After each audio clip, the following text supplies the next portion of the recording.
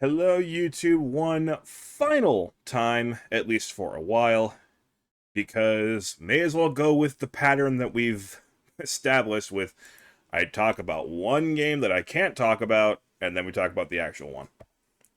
And this one is, as you can see, for the usual reason they did it shop. OSS 350 had a buy-in of 2,650, which is normally the highest buy-in on the website.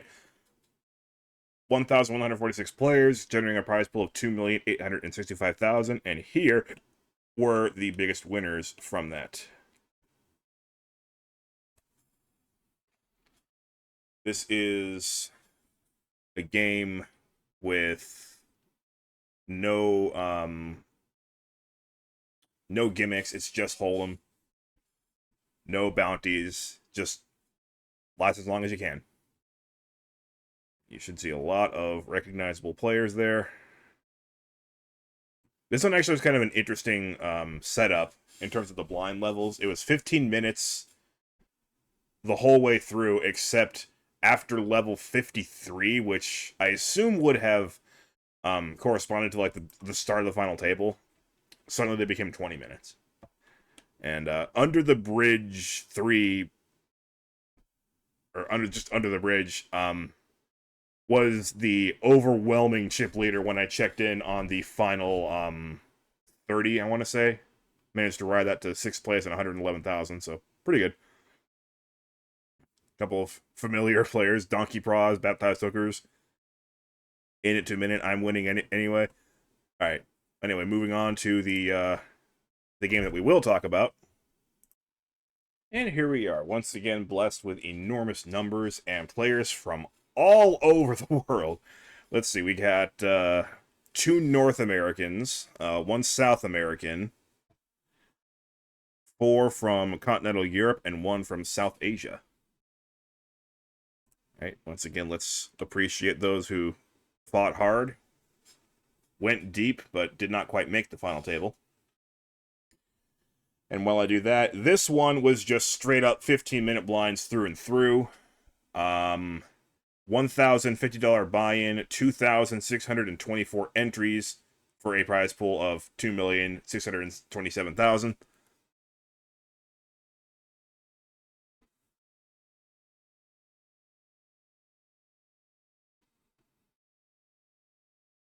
Everybody left is guaranteed $47,065. There's Brick and Cry. We saw him at the final table. 12, 11, 10, 9. Air Fryer. Saw him in the final table. Donationator. The Toilet Zero. I'm not sure if that... I'm still not sure if that's Faraz Jacques or not. I think not, because he'd probably have his own, like, you know, Team Pro avatar if so. He's a big enough name that he would be considered a Team Pro. Alright, so 8th place, $47,065. Winner, $427,020. I just realized it's on the screen. I don't have to say that. Moving on, then. As you can see, we've got actually not particularly deep stacks. But they're not, like, shallow either.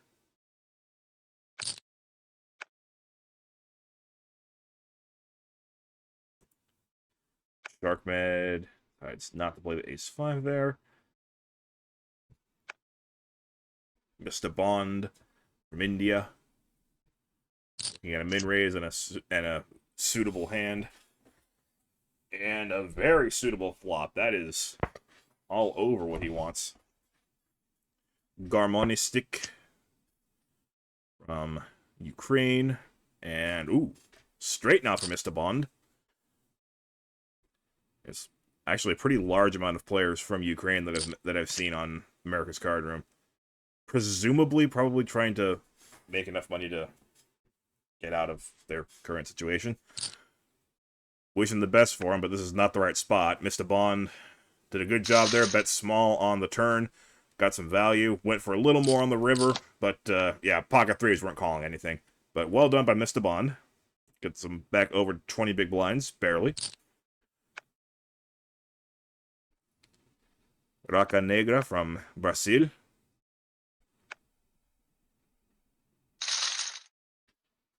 Let's not get any action. I figured he probably wouldn't.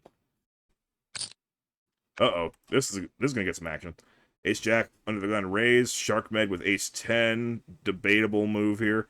But Mamadou Makiba from Portugal with pocket tens. And we see a lot of people fold Ace-10 at these final tables, I'm telling you. In this case, that was a good idea. Raca Negra being just a call. Interesting. Being under the gun and with not a whole lot of chips. That does prove to be a wise move. And great flop for Raca Negra. 77 million plays 75 million. Again, no reason to go into the 100,000s place when the big blind is 4 million. Pretty big bet there. Something tells me he really does not want to see the turn card. There are a lot of bad ones. He's got the ace of hearts, though.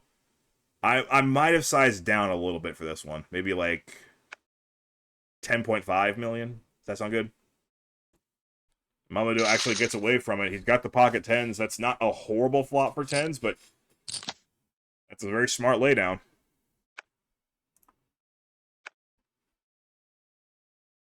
That bet was just too big. I don't know if that's just his playing style. Does he just like to bet really big C-bets, whether he's got a hand or not? I've seen him around. I've seen him around Venoms in particular, so he does know what he's doing.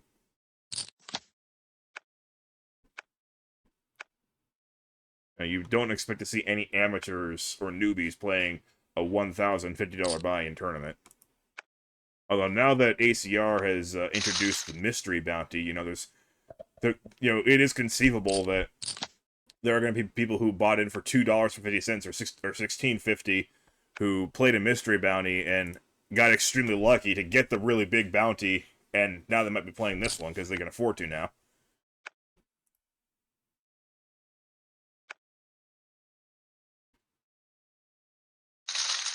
It is kind of a cute way of adding more fish to the greater ocean waters. I certainly like the idea, even though it is a little counterintuitive to the whole point of poker, which is to outlast as many people as you can. It is still kind of a neat idea. And it's obviously going to be very attractive to people just trying to make it by whatever means necessary. Well, now they have a means to do that if they're extremely lucky. This, of course, is not a mystery bounty. It's not a PKO. It's not any kind of bounty. It's just poker. In its purest form. Well, no limit hold'em in its purest form. You can argue which game you think is the purest form. The one game that I've heard the most praise for as far as poker purity is deuce to 7 lowball, because you have a specific target with which you're aiming at. 7 lows. Of course, you don't have to go for 7 low. That would be way too aggressive in most spots. But what makes it so pure is that there's no board. You have no information other than your opponent's betting patterns and how you understand them to operate. So it just becomes your hand versus your intuition of your other opponents, because there is no board to help you. Like, if you see a board of, like, 7 queen jack in hold'em, and your bet gets called, you know that there are certain hands that he's not gonna have, right? He's not gonna have, like, I don't know, 10-6. He can't possibly call with a hand like that. There are hands that you can narrow it down. But deuce to 7, lowball, not so much. Straight! White Panther 90 from Austria flops the absolute coconuts. Unfortunately, can't get a bet. I do like that he tried to get some value out of it, though, because nobody ever expects the made hand to bet the flop.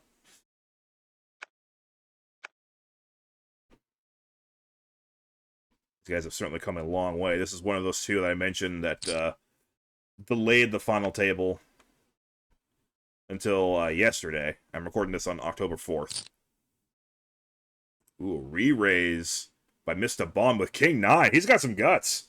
And it's not a very big re-raise, too, so Shark Med might look at that and think, oh, God, he's got to have kings or aces. We have it. We finally have it. The one time that we've actually seen somebody do that and not have aces or kings. If I'm Shark Med, I think I got to give this up. That just looks so strong.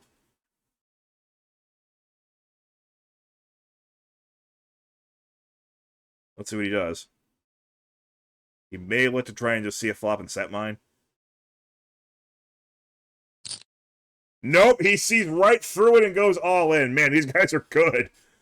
Mr. Bond must have done this before. And like I said, this is not a PKO. He has no business calling this all in. We can see it will be a flip, but it's King 9 against a 4-bet shot. It's not a good spot. Impressive all in there by Shark Man. Got to give it up to him. Didn't believe him. Knew he was full of and was absolutely correct about it. That is impressive. Up to 22 big blinds now. The sick thing about that is, like, even with the reward, and it is a good reward, he still doesn't have that many chips to work with. But the scores are close enough. There's not one guy running away with it.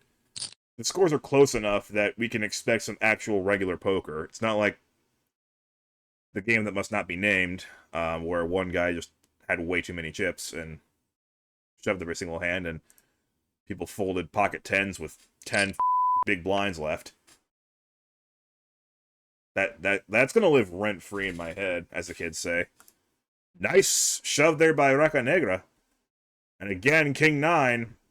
We can see it would be a flip, but 91 million, not even close to worth it.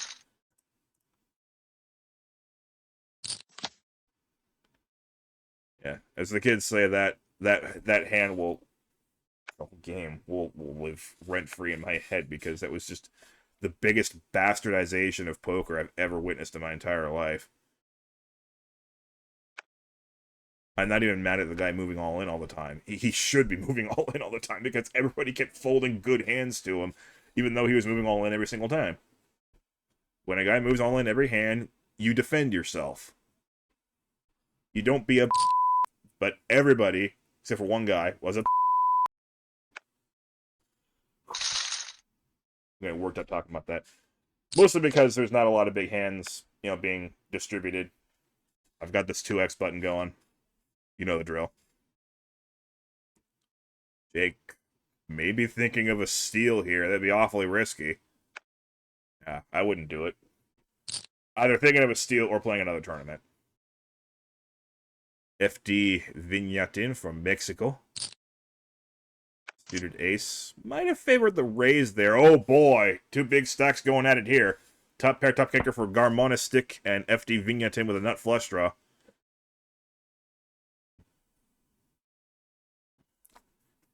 He wanted to see a flop, and he got a very good one, and he's going to check it down. Okay.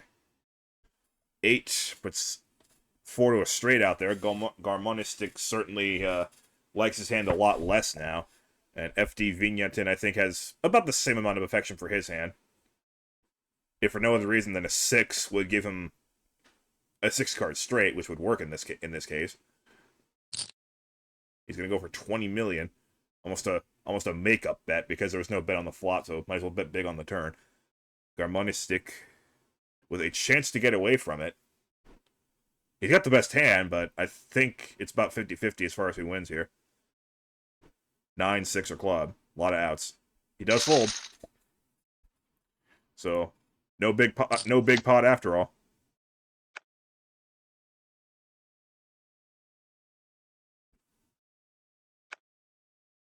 Vignetin puts a little bit of daylight between him and the field, but not much. And the blinds just went up even further. Mambadoo Monkeyba with a couple of 2s, which are always an aggravating hand to play. He's got a chance to just call and try and flop a set. That's what I would do here. But he's going to go all in, because everybody loves to go all in with a terrible pair of 2s. It's not that good, guys. It's not that good of a hand. FD Vignetin may call this. It's 51 million. It's kind of a big commitment. He's got a suited ace. I think I like the fold in the long run there.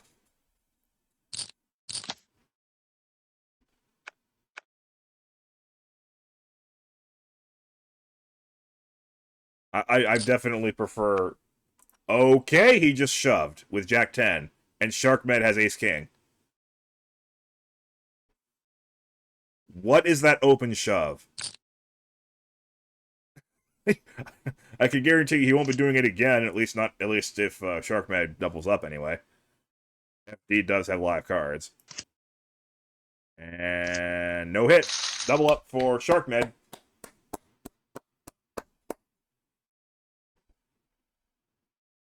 One of the two Austrians sitting next to each other, and, well, now this thing is really close. Now this thing is insanely close. Garmonistic leads at 37 big blinds, which is just crazy to say.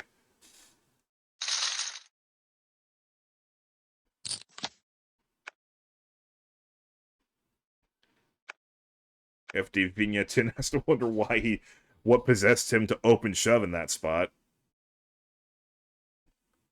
Pocket nines are terrible. That's an open shove I can get behind. Nobody wants to play pocket nines post flop.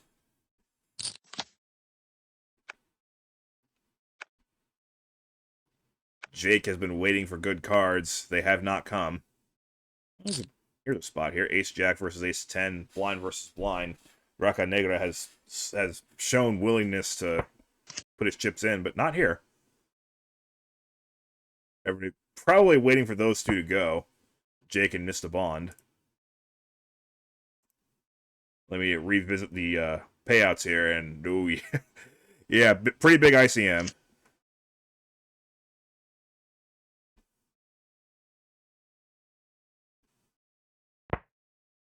But again, my line of thinking, I haven't really done this in a real tournament yet, but I've done it in fake money tournaments, is, although not really with fields anywhere near this big, but like, being able to turn $1,000 into $47,000 is a miracle. You should just be happy with that. And the Ace Jack will play, because all the other cards were super low. Understandable small ball performance there by those two. Garmonistic extends his chip lead. I think this bet's getting through.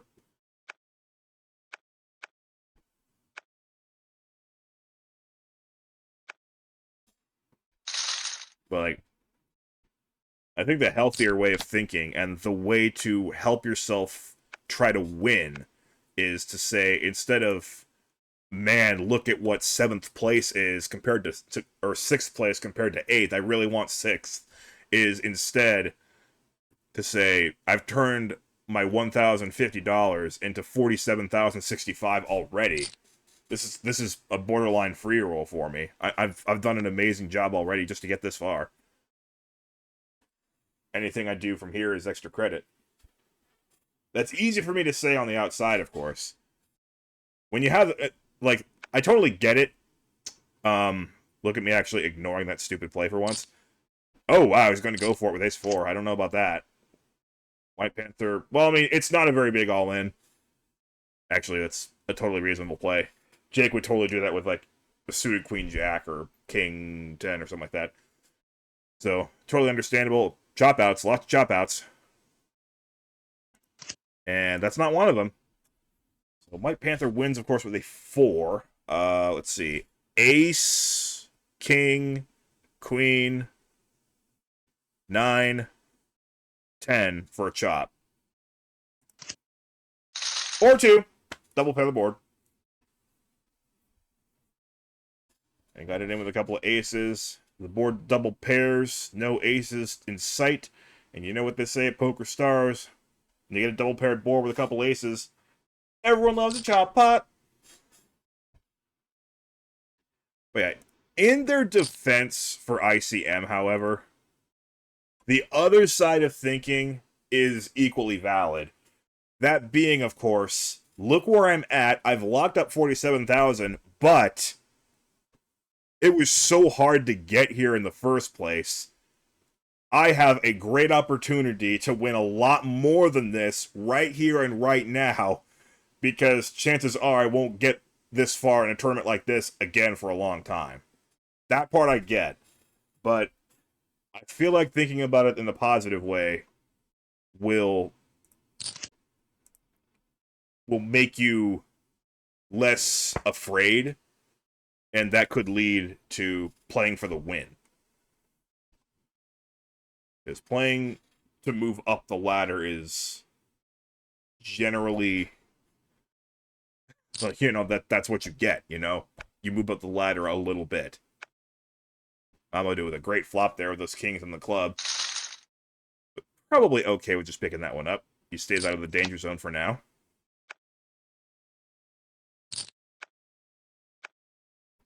Sharkman with a somewhat playable hand here, but decides not to. It was small blind, so he would have been out of position the whole hand. I get that fold.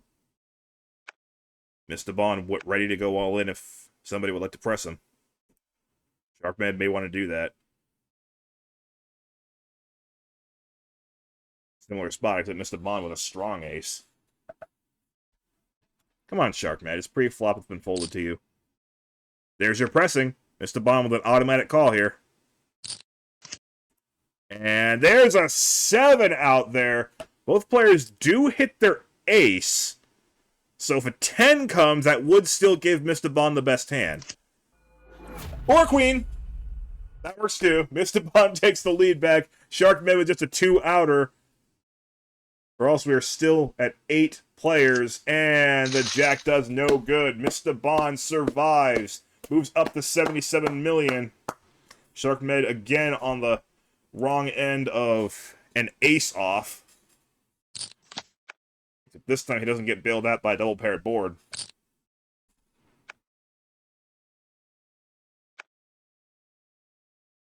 But reasonable gambles in both spots. Neither of his opponents had a lot of chips, and Jake is now in desperation mode. He's still just not getting any cards. But guys, the ICM situation just cleared up a lot. Just wait for Jake to bust and then fight it out. Jake left with 3 big blinds, and I'm pretty sure he still can't play this hand. This is just aggravating when you're so short, you just keep getting dealt 5-6. If it were suited, I might even advocate going for it, just for the heck of it, but yeah. Wow! Garmonistic using his big hand and his big stack to put pressure on Mamadou Makiba, saying, you know what, I know what the ICM situation is. You're going to fold almost every single hand. Maybe not ace-king, but he knows he's going to fold a lot. He's not going to fold ace-king, though, correctly so. He knows that that move was a power play, and Garmonistic now forced to look for a jack or some spades. There's one spade.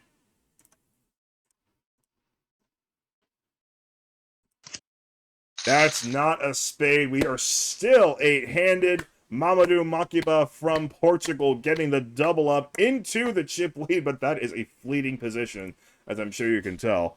He still only has 43 big blinds. So you gotta respect it. He had ace-king and just knew that all-in was a power play. And he went for it. You see that? That's what happens when you go for it. When you're going for the win, good things happen sometimes. Sometimes terrible things happen, but you know, it gives you the opportunity to go for even more than you already have. And if you do lose, you know, oh well, I made it to the final table, I got it in good, and I turned 1,000 into 47,000. That's the way you got to think if you want to win these things. Again, not that I have any freaking experience in real money, anyway. Fake money, I've got experience of winning tournaments. I'll let you decide if that counts for something. Because I honestly don't even know.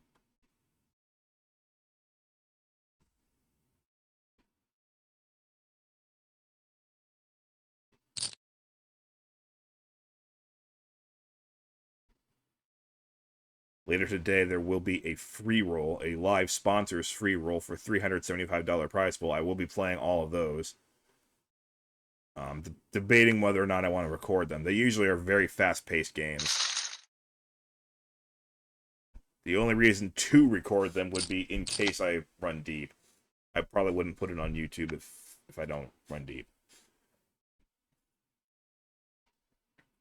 But to be fair, this would be right up my alley because I just played a pretty fast-paced game. The games that Replay Poker that I've been mentioning for fake money were pretty fast-paced.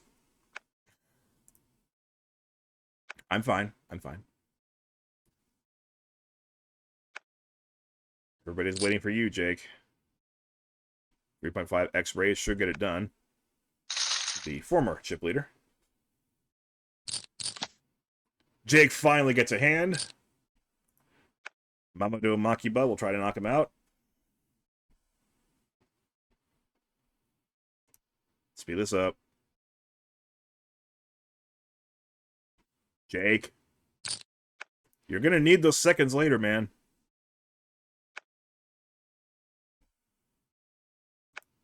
And it's especially pointless to tank when somebody's already in for 10 million if you got 12. In what world is he ever folding to you? Why are you tanking? Oh my god, he flopped it straight.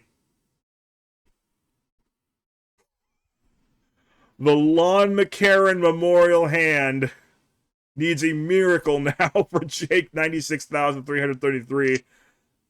That helps. That helps. He's got the heart. The 4 also would chop it all of a sudden. That'd be super mean for both parties, honestly. Like, Jake gets to survive, but he's still got 4 bigs.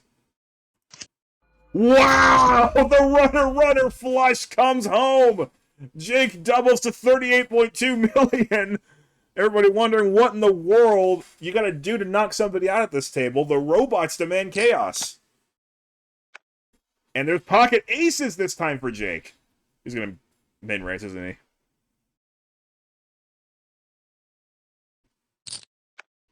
No, but he's gonna make a funky bet that makes absolutely no sense. Just delaying the inevitable, and now he's got 10 bigs. Now he doesn't, because it just moved up again. I mean, the wheels continue to move. Every 15 minutes, the blinds are going to keep going up, but the robots are just defying the rules of the game by forcing everybody to just still be here. I can't even begin to imagine how Jake reacted to that run out. Of course, it all happened, you know, I can't snap my fingers very well, but it all happened in the blink of an eye. You don't have me here to pause it for dramatic effect. Mamadou Makiba, still in first, although, again, that's fleeting. Decides to not play the pocket sixes, I guess, more or less just because he can afford to not play. Well, there we go. Raca Negra with bottom pair and the top kicker with a spade. Garmonistic, though, with King 10. Fear the King 10. Raca Negra with a schmoll bet. Like, really schmoll. That has no chance of doing anything productive. And that's a pretty modest raise as well. About triples the bet.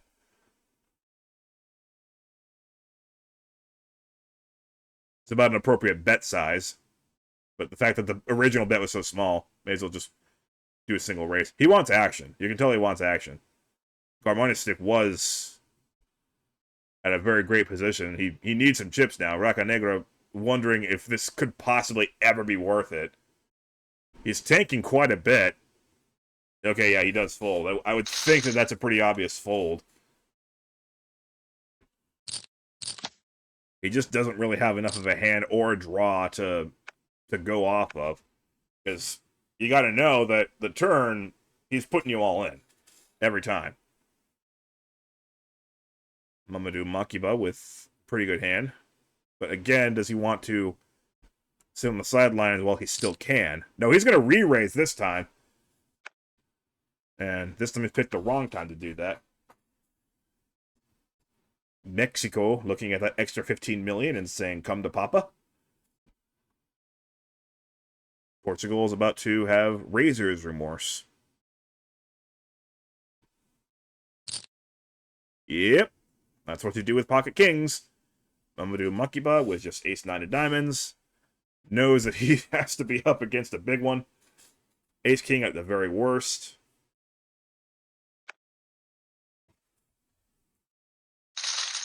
But either ace king or jacks queens kings give you the same chance. It's not a good chance. He does fold. So good discipline, at least as far as that goes. White Panther with a middling spot here decides to fold, and he probably would have been asked for his stack by Mamadou anyway. Mamadou is going for it. Gotta respect that. This one's probably... Oh, no, FD is probably going to make the call here. Post flop. That flop is all over FD. Vignetin. I donk bet there every time. I don't care. I don't care if they call it a donk bet for a reason. That is a board you donk bet. Like 14 million. Tiny bet from Mamadou. Again, I wish that wasn't so prevalent. I don't understand. Well, now he can get away from it at least. That's what he's going for, the check raise. That's different. That's a better plan, actually, than what I had in mind.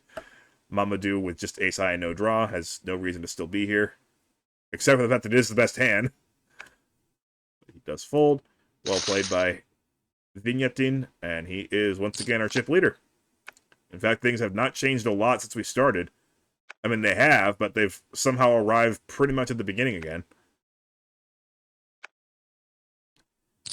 Vignetin. Holy crap, dude. I thought you were done open shoving in a spot like that. You realize that White Panther has half your stack, right? You know what happened last time when you open shoved? You lost. A lot. But he just doesn't care.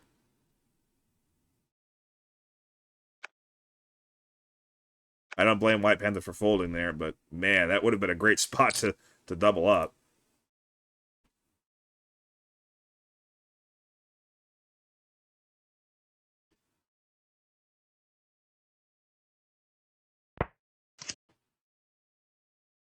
Hello. Austria versus Austria here. The only country represented here twice.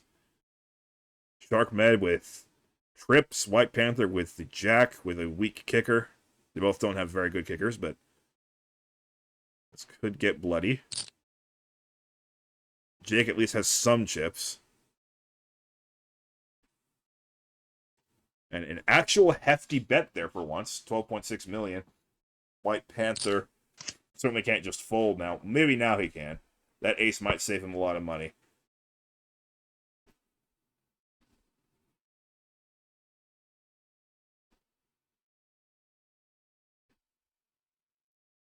I don't think that card will scare Sharkmed, but White Panther's hand just became a lot more vulnerable. And that's a huge bet. Yeah, that's getting a fold every time.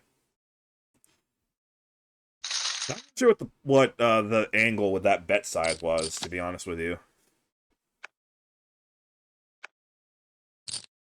Maybe he would shut down on the river if that happens to get called. Pocket tens with the delaying the inevitable giant raise that's not all in. That will get it done.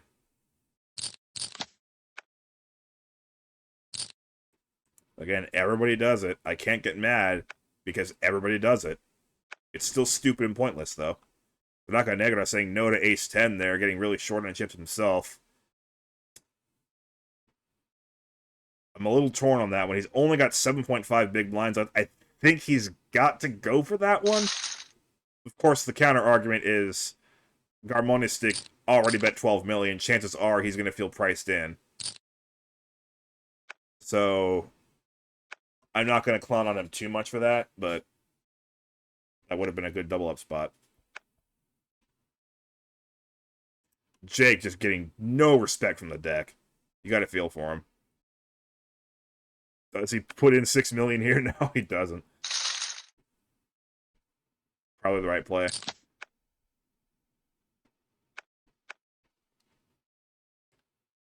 I mean, there's playing cowardly, and then there's just straight up not getting dealt anything. Jake is just not getting dealt anything. Mamadou in another good spot with another strong ace. He's been getting dealt a lot of those. He's going to make it 60 million. Sharkmed has had enough of that ace-10, that's for sure. That's the thing with the blinds already at 6 million. Any 3-bet is basically committing your whole stack now. None of these guys have really enough chips to make a regular 3-bet. Jake with a borderline hand here. Does decide to fold. Garmana stick with the easiest all-in of his life here. I think that's a fold. Yep. Well, now the ICN just got a lot muddier because none of these guys are getting dealt anything. So we have 3 short stacks under 40 million. I might go for it here if I'm Jake. No? Okay.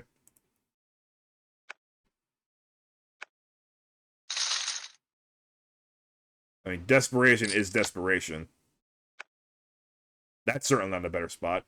The thing is, he's so short that even the antes are starting to add up. 900,000 per ante. And FD Vignetin just can't help himself but to move instantly all in when it's blind versus blind. Despite the fact that he got completely last time that happened. It wasn't blind v blind, but it was just an open shove, and Sharkmed had ace king and went for it. Was it Sharkmed or was it Mamadou? It was one of those two. I know Mamadou had an ace king double up. I think that was against Garmana's stick. Walk.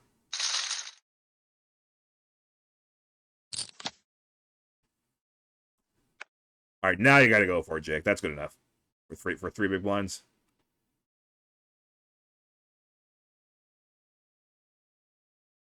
Do it.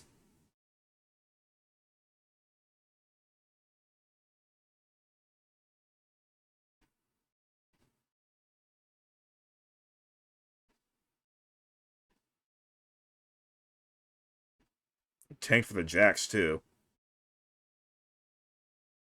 bro. Okay.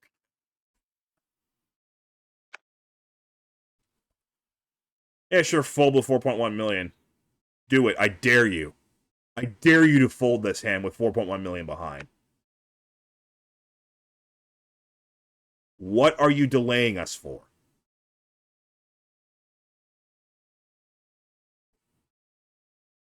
Mamadou has been a go-getter. And he will go get this one, too. And not a bad flop for Jake. Jack, again, would be his savior. Queen or a 10 also, of course, equally valid. Mamadou's king high still good. Jack! And Jake will double again to 47 million. The robots demand this to march for eternity. Nobody shall bust out from this table. I don't know why why we're not just going all in with terrible hands all the time. Because obviously, FD Vignetin taking him on again. If you're short stack, you're just going to win the hand. Again, I don't know why Jake doesn't just open shove. You're never folding, ever. You're delaying the inevitable. And only a jack knocks him out. That'd be fitting, though, wouldn't it? The pocket jacks double up the jack that he just hit there.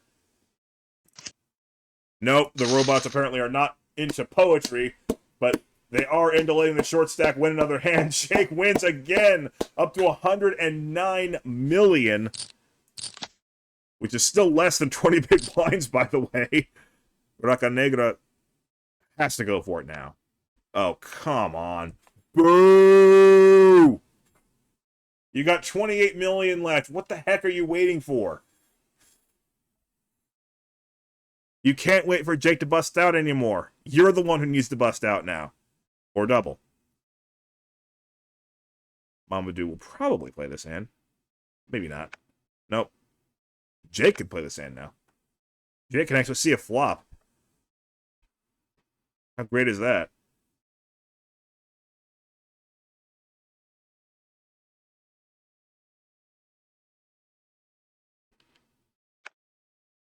Well.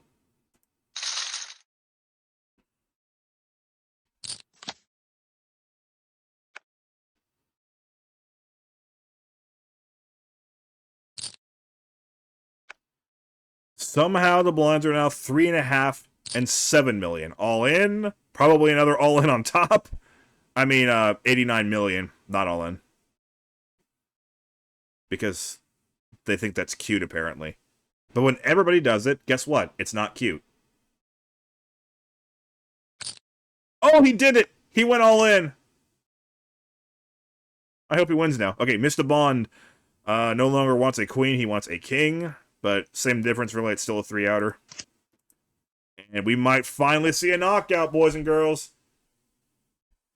Only a king. It happened!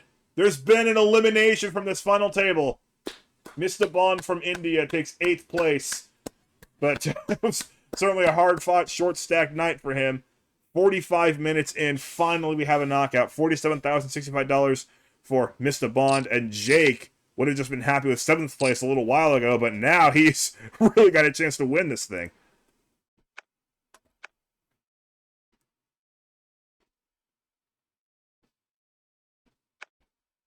Everybody now guaranteed $64,471. And that's just a call with 6-4. I mean, he does know that he's the one who has to bust out now. Or double up. He's got a pair, he may as well shove. You can see, obviously, that it's not going to work. The FT Vignette has a better hand. If you're going to play 6-4 with that sort of a stack, anything is good enough. Yeah, he does. FD, of course, makes the call. 5, so close to helping him. He needs a 4 or a 6 to double up. Not this time. The floodgates have opened. We have eliminations now. FD Vignette takes that pot, extends his lead. Raca Negra from Brazil takes 7th place. And now it is anybody's game 6-handed. There is no telling who wins from here. I mean, unless I go up and spoil it for you by going up the tournament results. But I won't do that because that would make this video completely pointless. As pointless, in fact, as betting 90 million with 10 million behind. Whoa! Hold on now. Did I say that correctly? Garmana Stick raises, and FD Vignetin just is addicted to moving all in pre-flop, despite the fact that Garmana Stick has 75% of his stack, and he just snap-folded ace-queen there. Okay. FD Vignetin just got extremely lucky. He's going to do it again here. He's going to be up against a much better hand. You shouldn't do this. Moving all in like that, just open shoving pre-flop is not an ideal way to play poker. I'm sorry. This has already happened to him. It's going to happen to him again now. Of course, he still has outs. That's not one of them. He needs a queen or a jack. That's not going to do either. White Panther 90 gets another double up. FD Vignetin really just doing it to himself by open shoving all the time. He doesn't have the stack to get away with that. He needs a much bigger stack to do that.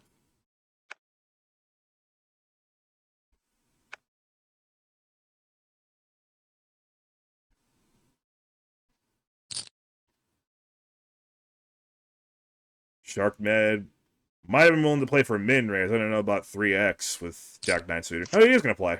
And White Panther is all over him. King, king, king, ace 3. Versus king, king, ace, jack 9. Even that extremely small, pathetically small bet is not going to get called.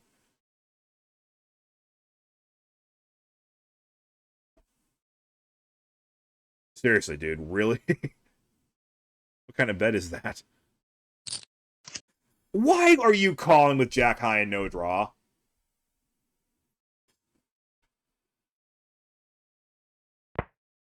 Okay, apparently White Panther knows better than I do.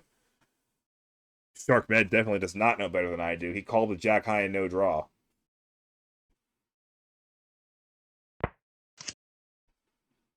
Quads!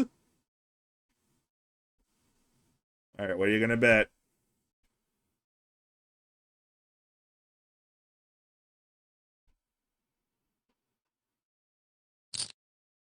He's going to go big and make it look like a bluff. Unfortunately, Sharkman just has absolute air.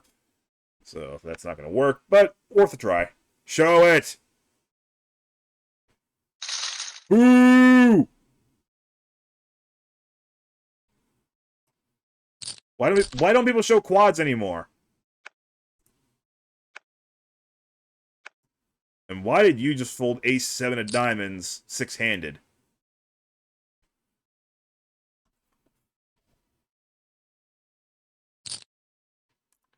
Whoa. That's a brave move by Sharkman, but it works out. Finally, we actually see somebody get brave with Jack-King offsuit or something like that. Jack-King, ace-10, you know. Jake with a couple aces. That's a limp. Okay, give him credit for switching gears. I don't think Jake is going to want to take this aces three-handed.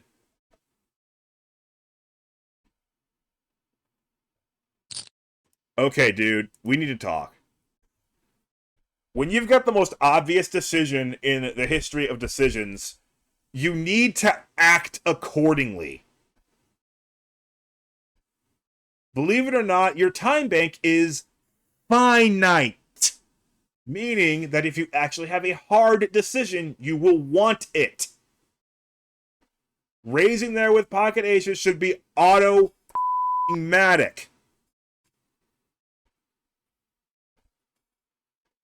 Why are you wasting your own time bank so frivolously? Can't see either player calling this bet, honestly. So I'm going to keep it 2x.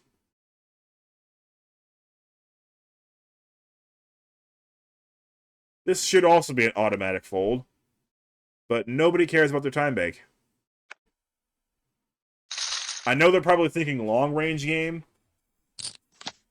Planting some kind of a seed in their opponents, but I don't understand. What kind of a seed do they even think that they're planting?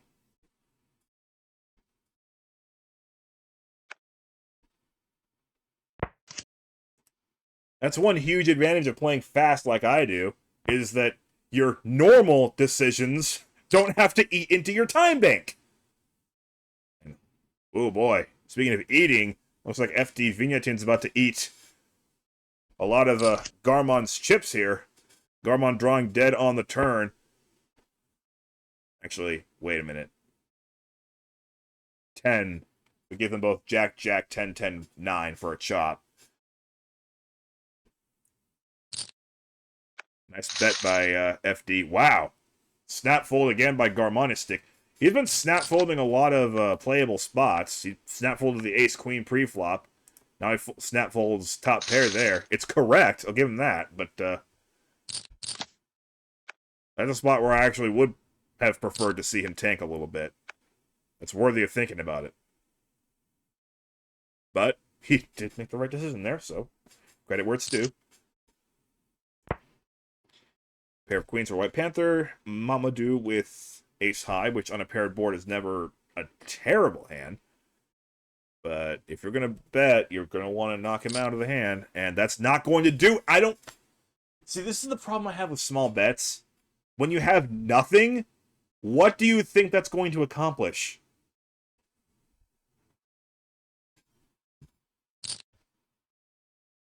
Quick raise there by White Panther.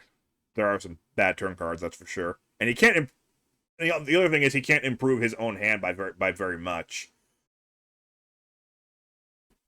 Is saying, you know, Mamadou, if you have a 3, I'll hear from you right now. If not, I'll just take the spot.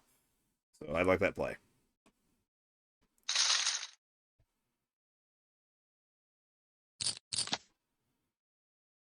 Mamadou with ace-king again. And Garmonistic with pocket 10s, although the way he's been playing, he might fold them.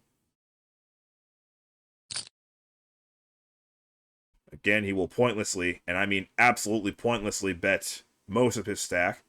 There is no reason to do this, yet everybody does it. It just boggles my mind why everyone does that useless maneuver. And unfortunately for Mamadou, look at those cards that are about to be folded here. King, king.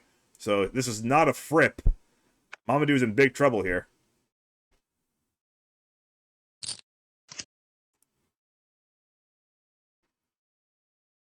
No luck yet, although the diamonds are working for him.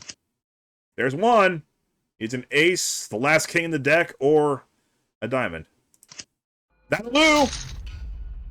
A remarkable double up for Mamadou Makiba. Garmonistic left with just 44.5 million. He is in terrible danger of busting out in 6th place. But again, he's turning $1,000 into 88,000, so I wouldn't be crying for him if I were you. He's only got about 40 antes left.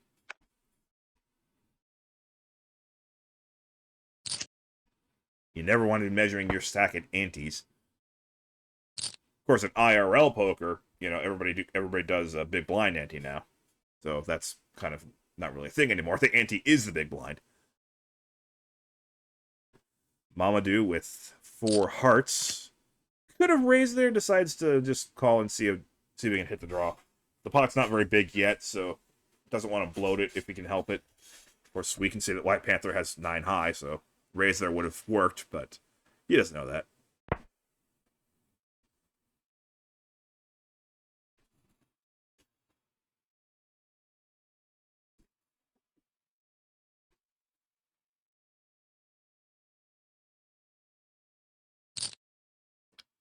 $46.7 million. Huge bet there. I think White Panther might be knowing what's up, and he wants to charge Mamadou big time for that draw. But in case he's wrong and he's got a monster hand, you know, he doesn't want to go all in. But well done by White Panther, who's starting to put a little bit of daylight between himself and everybody else, but not a ton of daylight. I mean, he doesn't even have 2nd place covered 2-1 yet. Jake has no reason to call here. Again, your easy decisions should be quick ones. Your time bank is finite. I don't know if you noticed that, but your time bank is finite. I really do not understand this tanking. He might be multi-tabling, but you would think he would give, you know, special priority to the final table of a $1,050 buy-in tournament where he's already guaranteed over $88,000. You'd think he'd give, you know, priority to this one. But if he is multi-tabling, apparently he's not doing that. Mamadou with a suited ace, FD Vignetin ready to press the pre-flop all-in button again, no doubt. Well, actually, no. He's probably going to click it back for a minimum, because that's what everybody does with pocket kings. Jake, you're killing me here.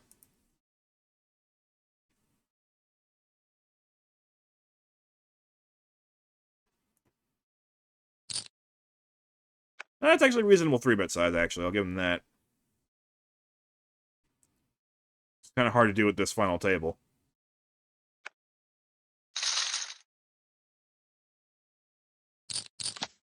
He didn't make it too obvious, but Mamadou just didn't quite have a hand that was worthy of calling a 3-bet. Close, though. Especially 6-handed like this. See, look, 3x. You don't have to go all in.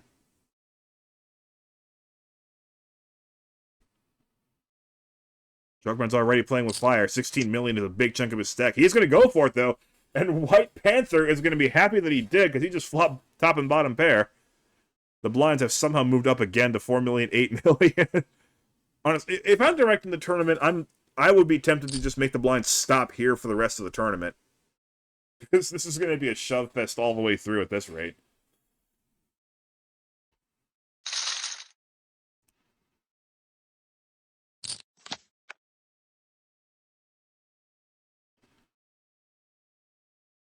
Was there ever a time where poker tournaments were actually like that?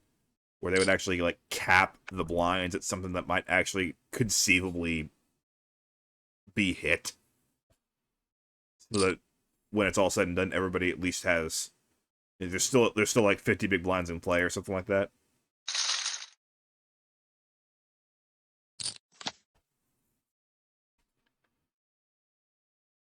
I'm going to stick with a tough decision here. Borderline hand. He's going to go for it, though. I respect it. Jake might be able to call him, nope, 50 million is a little too much of a stack. He will respect the under-the-gun shove. In a vacuum, he's not wrong. I do question, though, why that decision was made quicker than folding 7-2 a little while ago.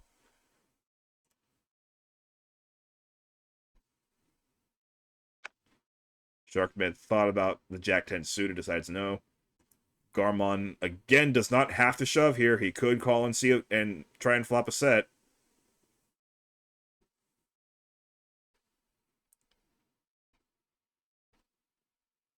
But that's just not the meta. The meta, the book, the game theory optimal. Oh, he's going to fold. I didn't see that coming. The game theory optimal says to always move all in with crappy pocket pairs at a short-handed table. I guess.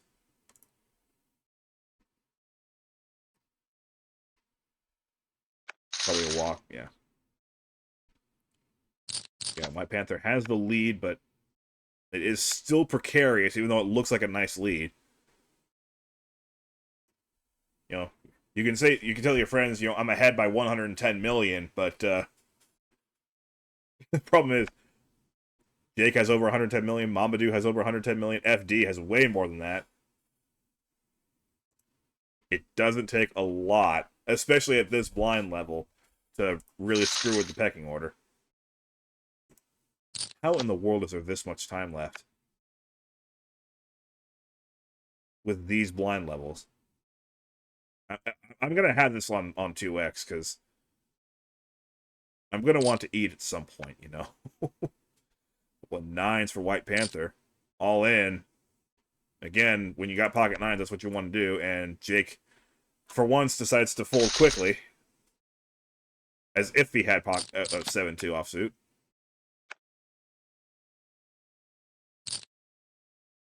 A little limp from FD Vigneton.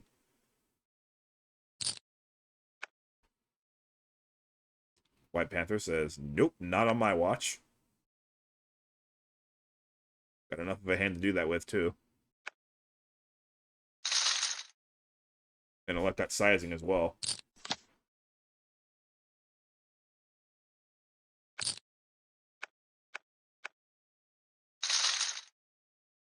Jake, again, starting to feel the pressure of the short stack getting to him. He had a lot of chips, but again, the deck is just not giving him many opportunities. He's gotten some chances, but when he gets dealt a hand, somebody else gets dealt a better hand, and he has to fold. FD Vigneton loves that board. I like the idea of betting the minimum there. Unfortunately, his opponent just doesn't have anything.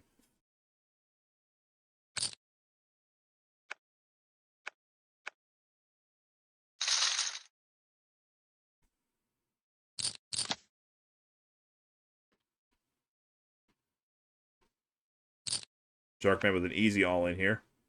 I'm just going to pretend that he raised all-in because that makes me happy. Everybody does it. Everyone does it. Even though there is absolutely nothing to be gained from it.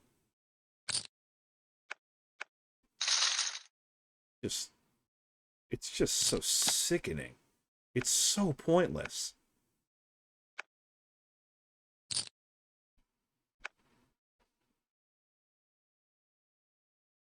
I'm going to do with an easy all-in here, I would think. And he actually says all-in. I can't believe it.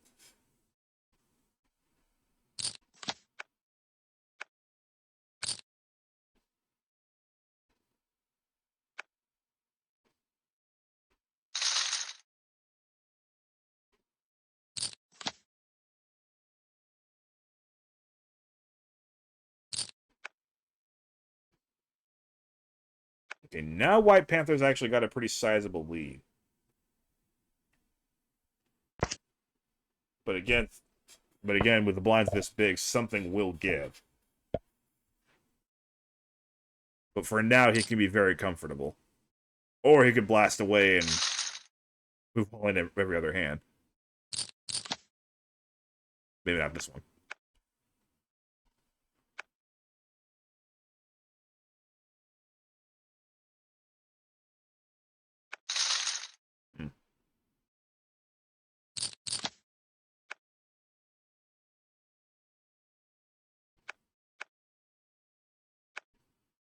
Move on.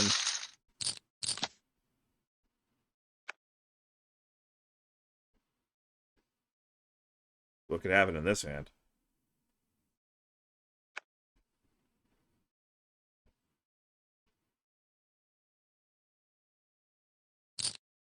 Oh. Oh! He went for it! Good for you, Sharkman.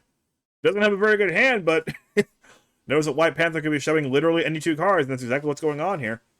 White Panther can win with a 3 or a 5. Or a heart. Come on, Sharkman, hold up. Oh, the 3. Sharkmed went for it. You got to appreciate that. But White Panther takes him out, and now he's got a huge lead. Sharkmed, 6th place for $88,317.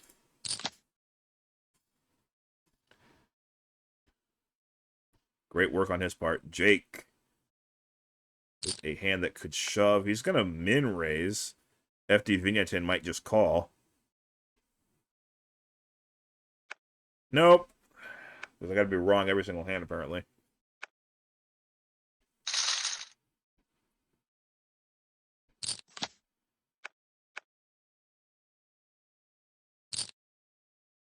There comes the open shoving. He actually has enough chips to get away with that kind of behavior.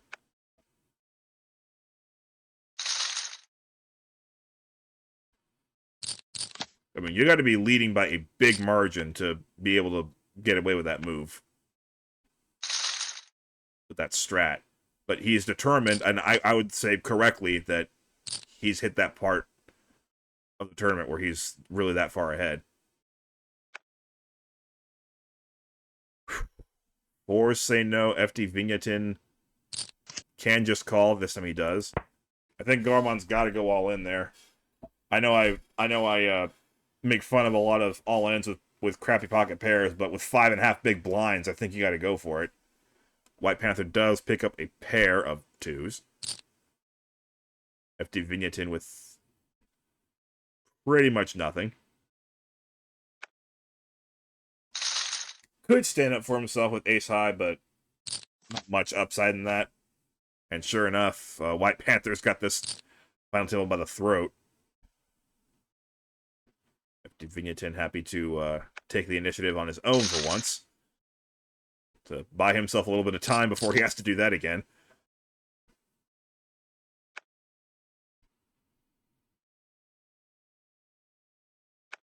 Everyone guaranteed over 120,000.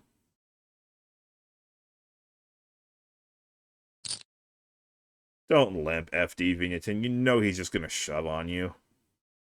Let's move on to the next hand. You know he's going to fold that. Mamadou's got a chance here. Oh, he's got a chance to knock somebody out. Garmon is effectively all in. You've taken the initiative before, Mamadou. He does go for it. Good for him. Garmon, really?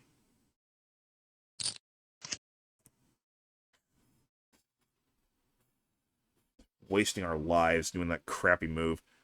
Great flop for Garmon, though. Pair of 4s plus the straight draw. Mamadou's pocket 7s are still ahead, but not exactly in comfortable range.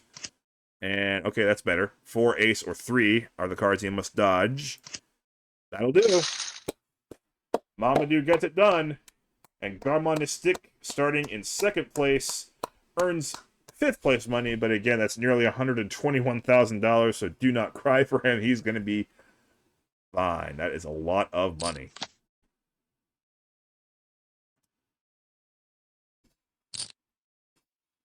And we resume the program already in action. White Panther just moving all in because he knows that everyone's going to fold almost every time. And even if not, he can afford a hit. And then he'll just play regular poker again. Oh, he'll play regular poker now. And this might be an all-in in the making here. Mamadou with a nut flush draw. White Panther with top pair. I imagine we're in a large C-bet territory here. Okay. Bingo! Should have bet something. At least make the pot a little bit bigger for your nut flush. White Panther might just fold now. Or not. I don't know anything about poker. I don't know why I'm bothering to do this. I'm just going to make myself look stupider every time I open my mouth.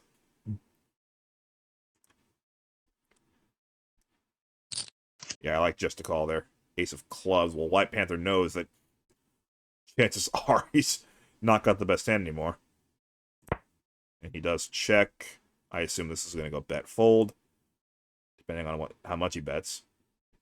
He might shove to make it look like a bluff. You never know. You've seen that in this final table. No, he bets reasonable. Does he call? No. Good laydown. Good laydown. But also a good pickup for Mamadou, up to 204 million, which I believe is his high point of this final table. I think Jake has enough to go for it four-handed. Come on, man. You've got 47 million. The next shortest stack is 160. You gotta go for it sometime, man. You're four-handed. Jack 10's not good enough four-handed with 5 big blinds.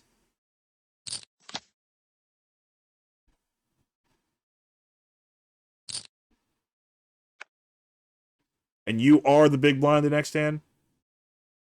You gotta get your money in there sometime.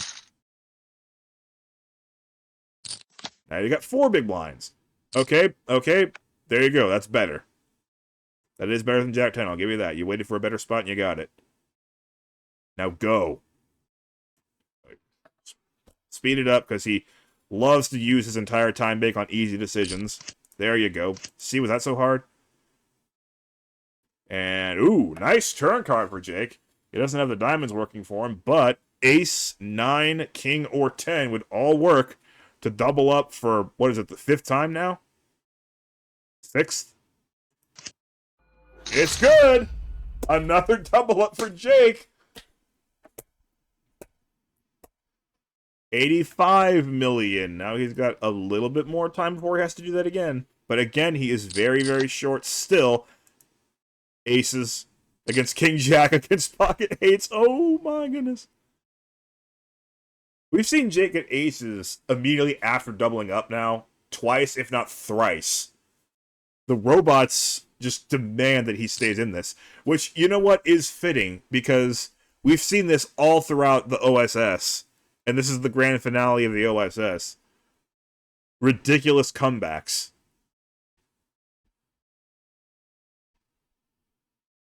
From somebody who it looks like isn't even trying to win. But then they finally get a load of some chips and, you know, they're capable of winning. Good lay down there by Mamadou. Of course, that was another one of those patented, insanely small, I have pocket aces or kings bets. Again, I don't care what the meta says. Don't be that obvious. Either just call or shove there.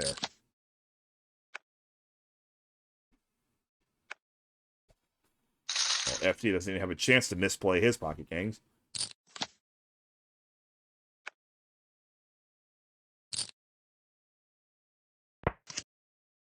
Except, like I said, we now have seen somebody do that without aces or kings. It was, was it Mr. Bond? Yeah.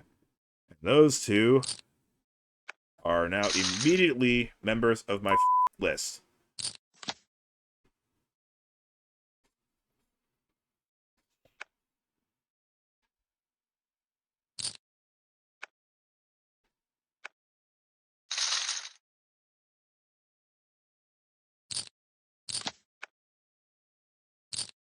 That maneuver right there is exactly why I did not talk about the $2,650 version of this. Because nobody wants the game to end like that.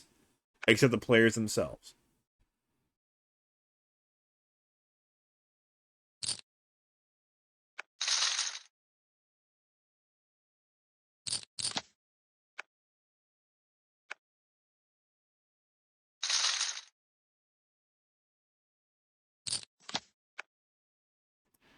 Holy smokes! FD is going to like that King 10. White Panther is going to really like that King King. And then Mamadou is going to really, really, really like Ace Ace.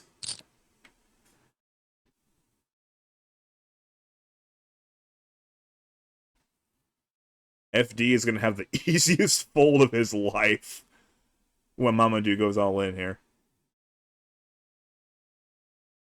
Or he's going to make it like 135 million, but you know what I mean. Jake actually decides not to. Oh, he's going to make it. I have pocket aces or kings. And he's unfreaking believably lucky that the other guy actually has kings. And pretty much can't fold this four-handed ever.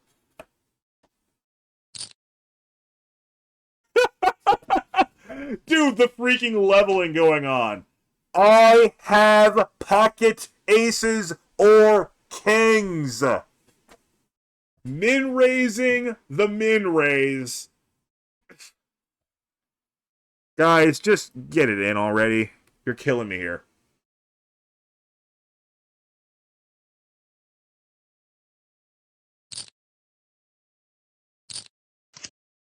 There we go.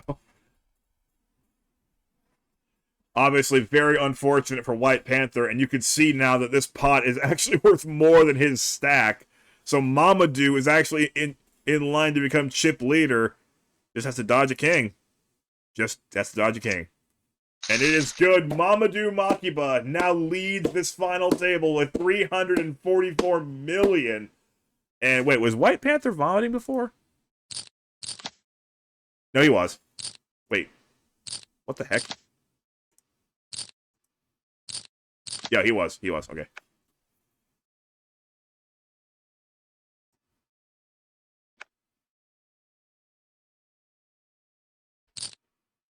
Insta shove. I do not have pocket aces or kings. Okay, I'll stop.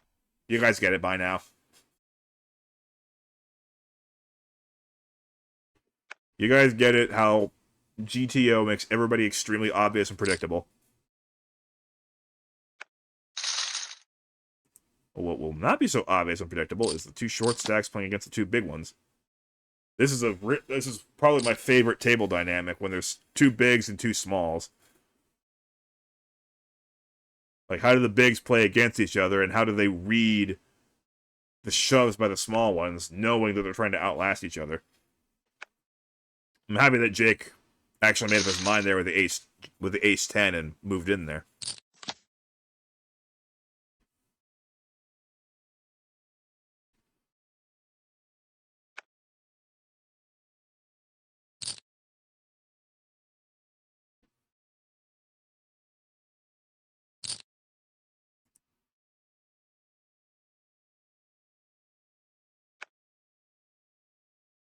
Well, Mamadou is playing a little more aggressively than I thought he might against his fellow big stack. But like I said, he's a go-getter. And he really should be taking that green circle off of his avatar because he is definitely the least cowardly of these guys, I would say. Oh, I wouldn't say anyone's like super cowardly. Maybe Jake, but okay, now White Panther is willing to go for it. I mean, stop for it.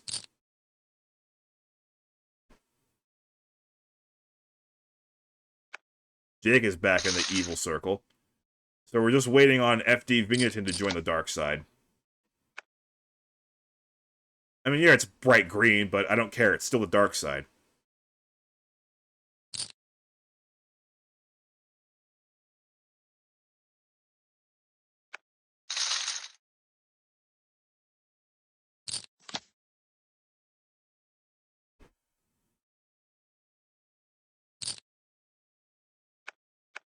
I'm planning on eating at a Mexican restaurant as soon as this is over, so the fact that the guy from Mexico is the one who's holding off the temptation of taking a chop the longest does make me happy with my decision.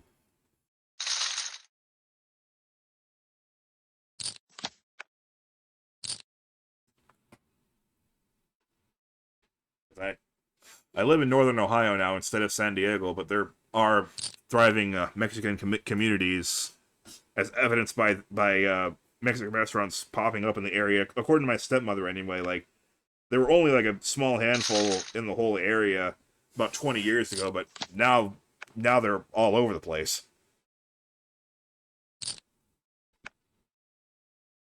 And the people that serve you are originally Spanish speakers, generally.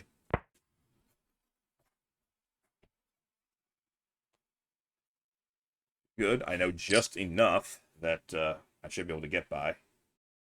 Where's my phone? Crap. This pot probably won't be very big.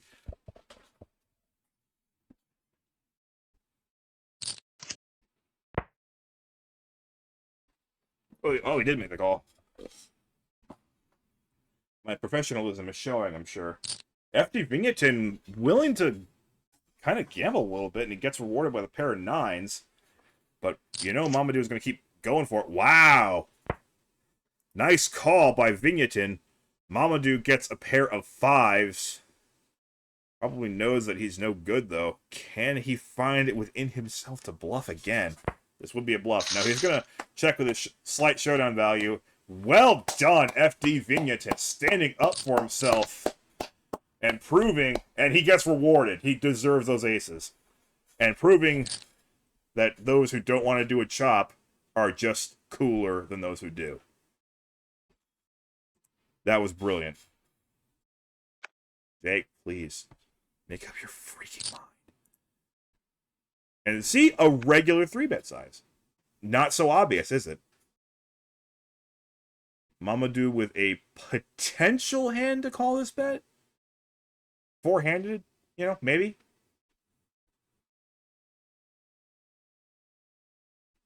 I mean, the 3-bet looks normal. He does get out of there, though. FD Vigneton picks up some more nice uncontested chips, up to 228 million. About where he started this final table, if I'm not mistaken. We're now 100 minutes in. Hang on, let me, Jake! Okay, that one was actually a bit of a decision, granted, but, again, you're wasting our time. You're wasting your time, more importantly. That's your time. It's finite. Middle pair for Vigneton. Mamadou already knows what it's like to try and bluff this guy, so I don't know if he wants to do that again. He'll just let him drive the action. And he calls for some reason. Vigneton with an ugly turn card. But he'll still bet, and Mamadou now with reason to call. Nut flush draw. And the queen gives him the best hand. The deck smacking FD Vigneton in the face here. This should be an easy check back. But just a sad run out for FD Vigneton, and we're right back to where we were. Mamadou with the massive chip lead. While I check on my goblins and hope that nothing big happens. Open shove there from White Panther. Wow.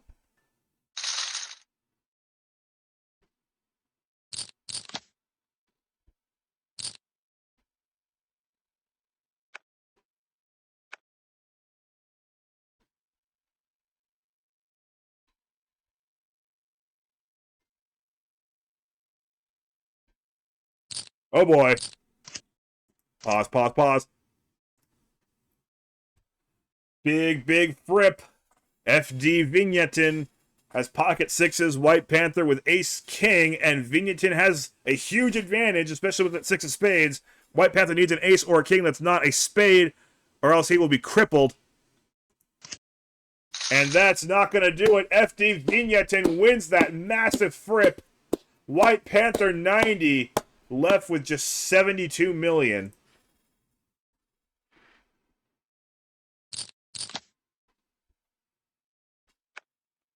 Good thing most of that gameplay experience is watching ads. Jake, make a move, man. He does. Good job. And White Panther with a borderline call here. This is going to decide Basically, who finishes fourth if he plays. He does not want to, though. He figures that Jake has been playing tight enough. He'll give him some respect for that move.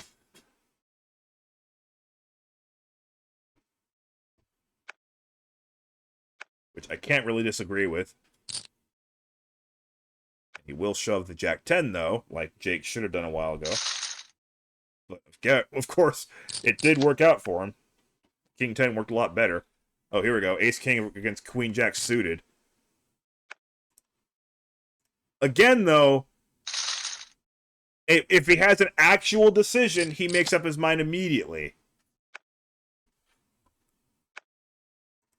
If he has no decision, he'll tank. Uh-oh. Worst case scenario now for Jake. Make that like he's literally already drawing dead. King's full for FT Vigneton. Jake finishes in 4th place from the United States. Well done. That might look like it helps him, but it really doesn't. Showing great survival instincts and abilities. FT Vigneton now taking a slight edge over Mamadou. And if White Panther busts out in the next hand, we're actually going to have a heads up with some play between them.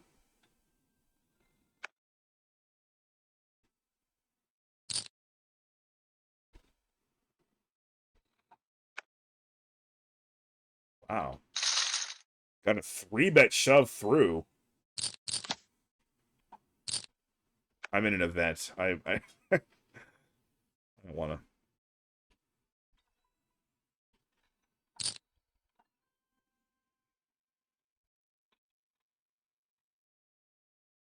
The Vigneton limped in, and I gotta say, that move of his has not been working out very much. Unless he wanted to get raced every single time he limped in.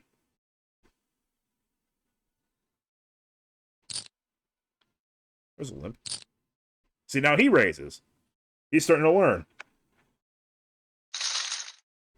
Over add. 10s makes it 20 million. FD re-raises, understandably. White Panther with no reason to do anything here. Mamadou probably with an all-in here. 3-handed, you're never going to get rid of 10s. Just a call, actually. And, ooh, FD with a really nice flop, top pair, top kicker, but it still trails the pocket 10s. He needs to be careful. He is being careful. Mamadou already in a careful mood, although with that flop, I believe you're an underdog to flop undercards to your pocket 10s. He's going to bet 41 million, which is actually a pretty meaty bet, even though compared to that pot, it's not that big. It's a call. Great card from Mamadou. Up and down straight draw now. Already 246 million out there. Does he want to keep bloating the pot? How confident is he that his hand is good here? He is going to check back. Can't really blame him for that. Complete brick on the river. Vigneton maybe thinking of a blocker bet, 55 million or so.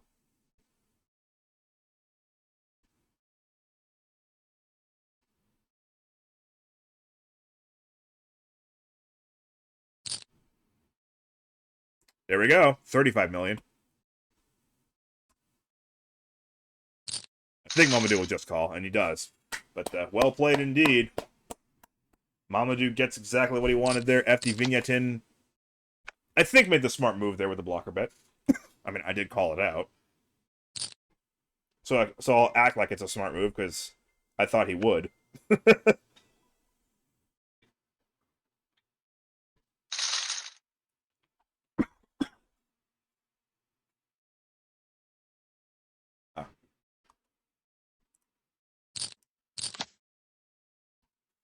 Terrible cards. And they're all the same cards, too. Ooh, neat little race size. How many bigs is that? 2.7. 2.7. Go-to slider.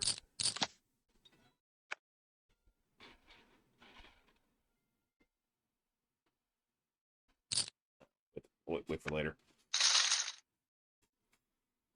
Yeah, done with that for now. Back to this. Nothing.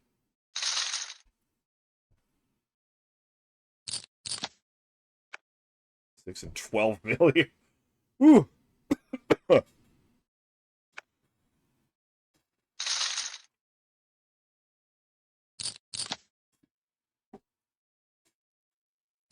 Ace Queen.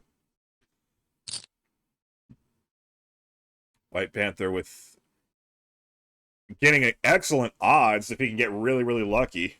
I might call here. Yep, you got to do something. But the deck is not doing anything for him.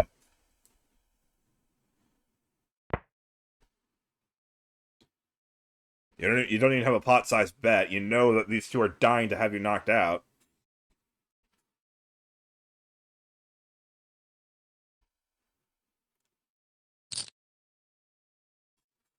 Mamadou with a brave bet there with no help at all, but it'll get him the pot, and well, he is dominating right now.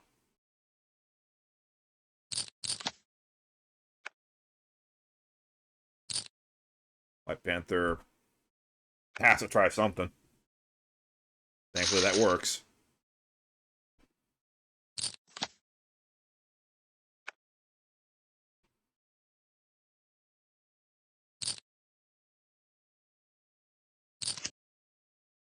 Calling with 6-9 of clubs. All right. And we have our traditional, because it's the robots, 3 of a kind right on the flop.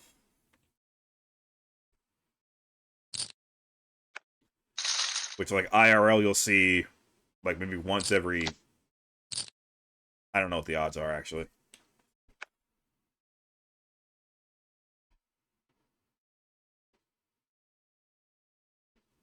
Like, you might legitimately go all day at a IRL cash game without saying that, but here at these robot poker tables, they happen all the time.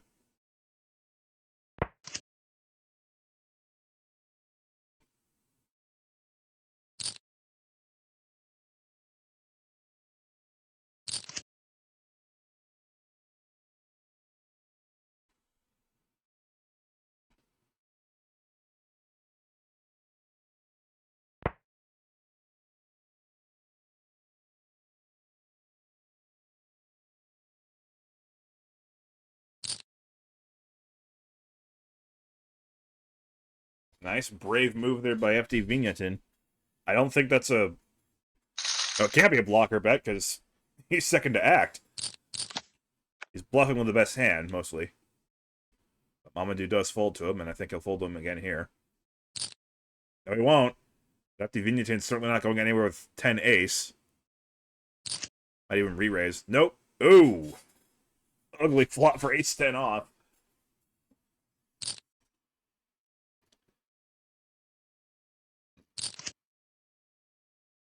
The correct play there would have been to re-raise, but of course, easy to see why he doesn't want to with White Panther still there at 56 million.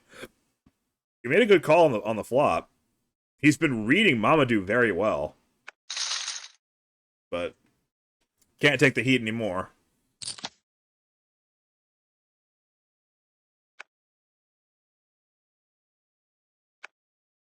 White Panther gets a gift there, a walk.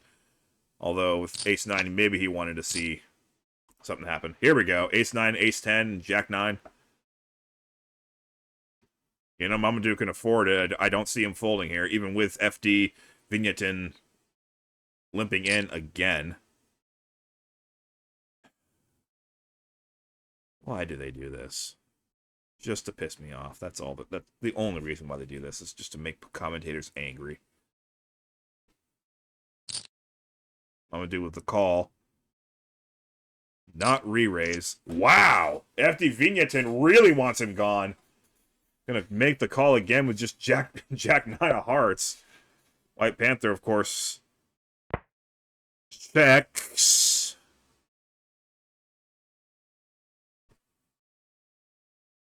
This is painful. Look, an actual bet. How about that? Kind of strange that he's doing that with only ace high. Why are you calling? You have jack high and no draw!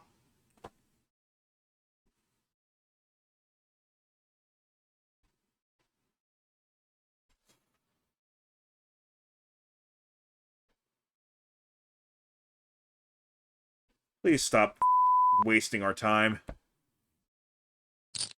I hate that play so much. I hate it so much. You got ace high and no draw. And guess what? You're still calling.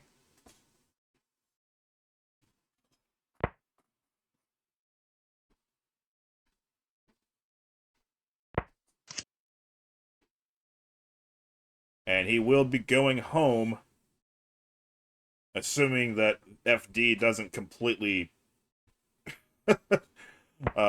have an aneurysm and decide to bluff him off of ace high there, which you should never ever do with a small side pot. White Panther is out in third place. He was chip leader for a good chunk of this final table.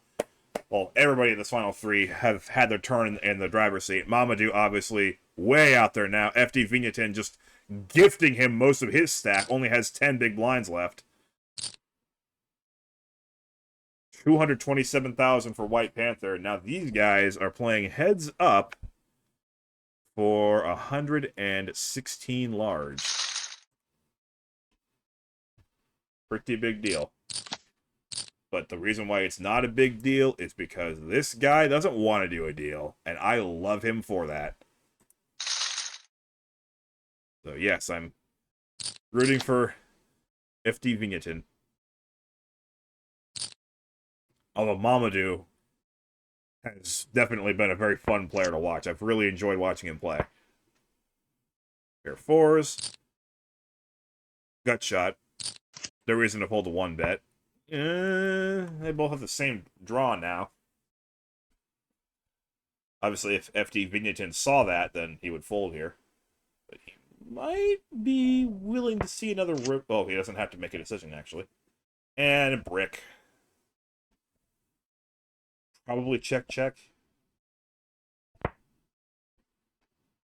Mamadou with not really that much of a hand. Yeah. Again, FD Vigneton left with just 10 big blinds. And he decides to limp. Probably only because Mamadou limped into him. Mamadou is willing to try the post-flop thing more often, it looks like. And again, same exact setup. Mamadou is dominated, but hits his kicker on the flop. I believe Joe Stapleton refers to that as domination rotation. Wait, does he have a straight draw? 7? No, he doesn't. He would need a 7 and a 5. It looked like he might have had a straight draw, but no, he didn't. And he makes the fold accordingly.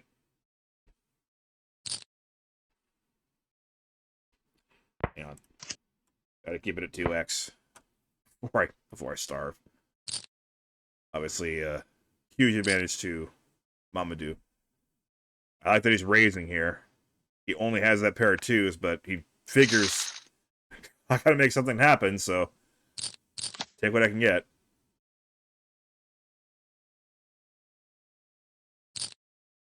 Limp. Raise, I assume. Yep. And no call.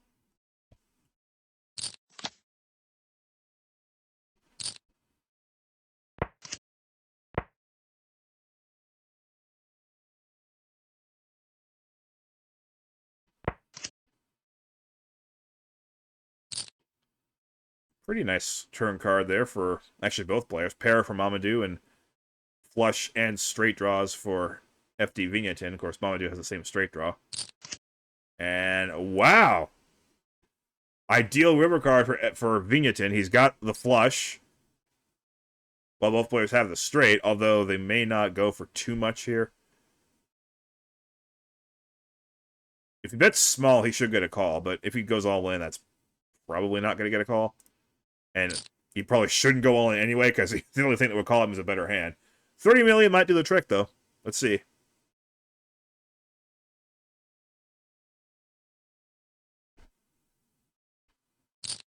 Yep, does make the call. All right, fighting back in it. FD Vignetin.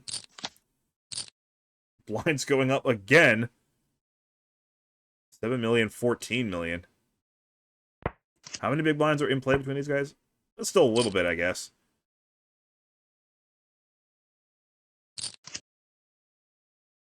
Yeah.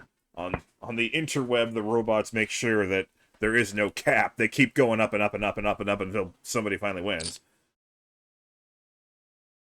I'm gonna do with nothing here. Easy fold. What?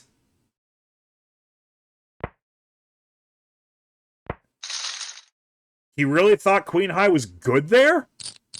I mean, he didn't try to bluff the river, so he must have thought that Queen High was good. I don't get it. That's a pretty big misjudgment, I'd say. You know, you still have him crushed in the chip counts. Why would the much shorter stack bet there without at least something?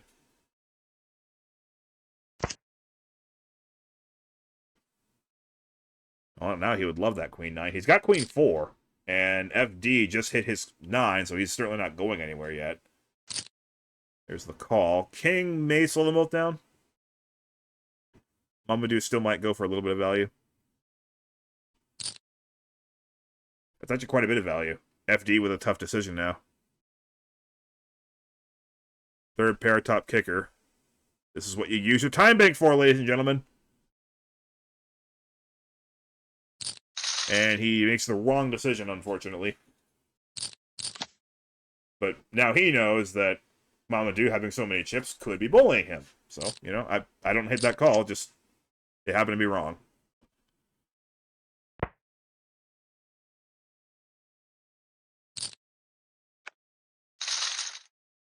And we are pretty much back to square one now.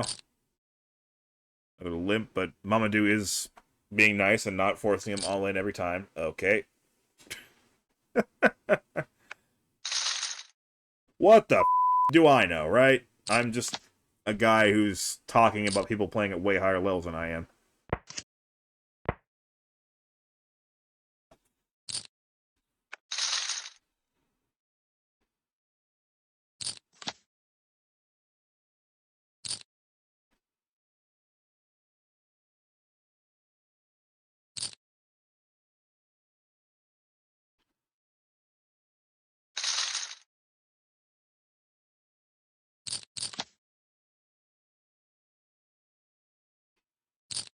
All in. FD is going to need a miracle now.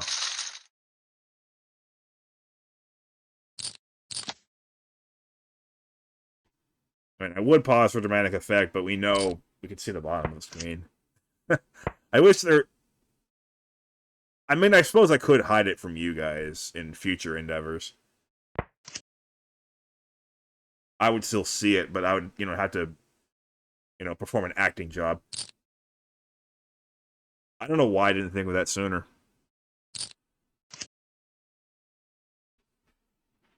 Holy crap, that's a straight. Amadou's got a straight. 10 high straight even, and FD Vignetin has to fold a pair of 7s here to have any chance of winning the tournament from here. Again, we can see that he does, which is a really nice fold, considering he's only got 4 bigs left. There's the all-in.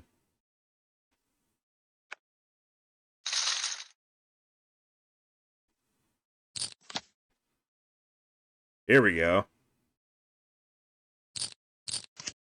Ace-king. Uh-oh. Oh, he needed the club. We've seen a lot of runner-runner flushes at this final table, haven't we? Aces. Make that 3 of them. And he tried to slow play, and obviously that's not going to work out.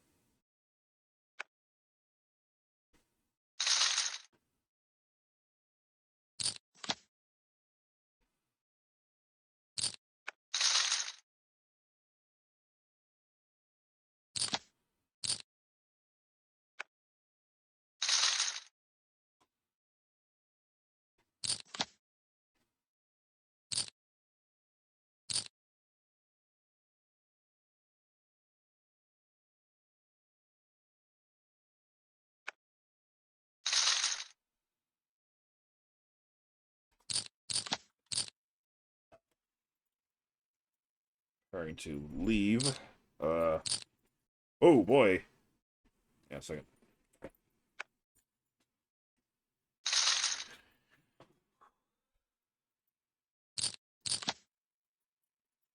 Still representing my Raiders. Even though we aren't very good, but we didn't lose to the Chargers as badly as I feared we would. Ooh, 7-3. Mamadou somehow getting the better of this one. FD Vigneton again on the back foot here with a pretty good pair.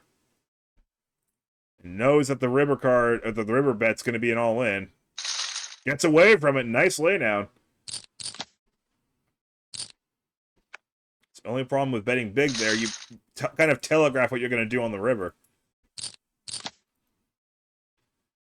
I mean, I understand. Like, he's probably tired of just chipping away. He would like to just end this thing as soon as he can. FD Vigneton now has a chance to chip away at Mamadou. And he kind of bungles it a little bit by instantly raising there. I don't know what he was afraid of on the turn. To me, that's a pretty obvious slow playing spot.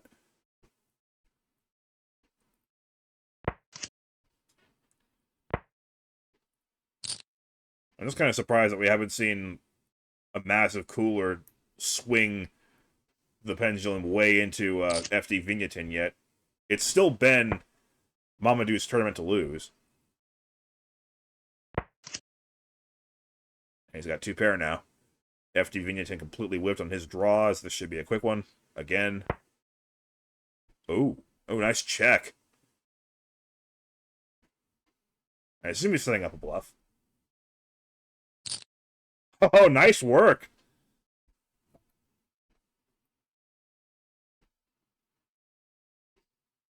Mamadou is chipping away pretty well. And there's the all-in. I give him credit for that. That's well played. He's probably going to check anyway, but he just changed the reason for his check. Uh-oh. Does he go for this? No, he does not.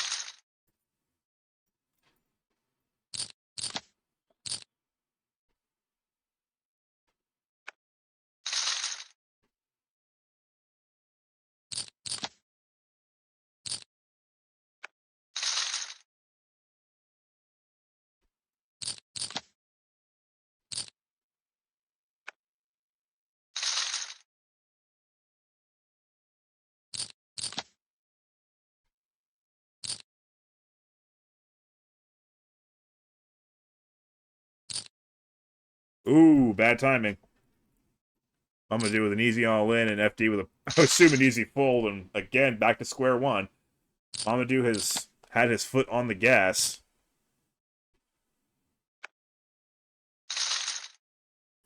He has not let this slip away yet. The blinds continue to go up. I imagine it's kind of aggravating for both players. Good thing he folded there. No way that gets through. He likes the Jack-9 of clubs. Mamadou, yeah, that's a fold.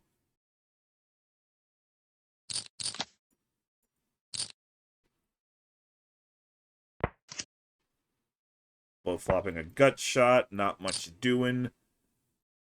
But Vigneton bets first. It's a good call there, and he gets rewarded by a pair. Vigneton's not giving up though. But there's the call, and FD Vigneton now, if he wants to buy this pot, has to go all in.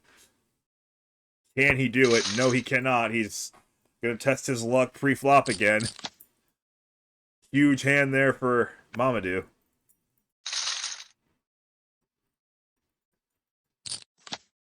He's played brilliantly. Oh, you can't limp, dude. You can't limp there. That's worth it. Here we go. There's the 7. There's the 8. FD is going to need a non-club 10, 9, or Jack. I think they're all good. There's the 9! Again, we can already see. But yeah, FD Vigneton stays alive again. Again, whoever's behind going to the river is usually going to win at this final table. Reminds me of the 09 main event.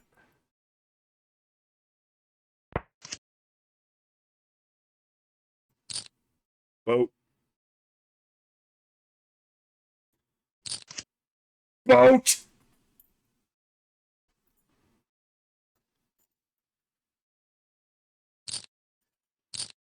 Snap call. And now we've got a bit of a game again. Not a huge one, but a game. This could be an all-in. This could be a pickup of 32 million. Nope, just a call.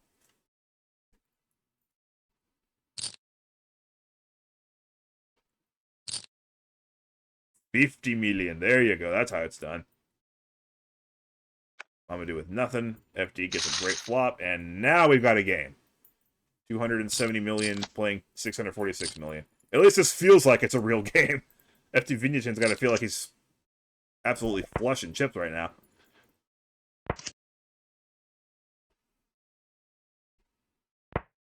And like I mentioned, this whole OSS has been all about the comeback.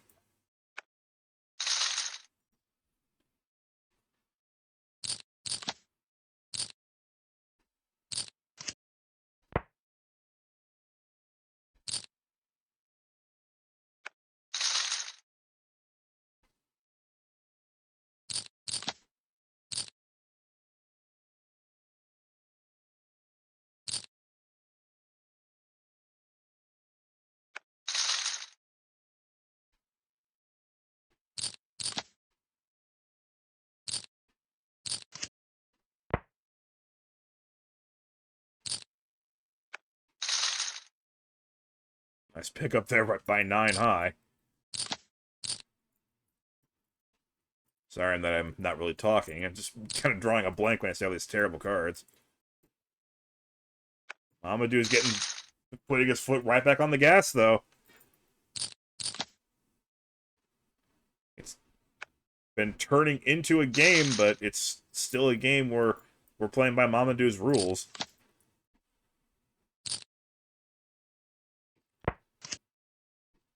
There's a jack, though, for FT Vigneton. Mamadou has not been careless. Give him a lot of credit for that. You know, a lot of people just like to try and finish it off right here while you still can, but he's been cautious, and that's why he's held on to the advantage this whole heads up. But not here, though. He's representing exactly the hand that FD's got. So that's a gift of 50.5 million. FD Vigneton with the pair and the flush now. There you go, right back in the thick of it.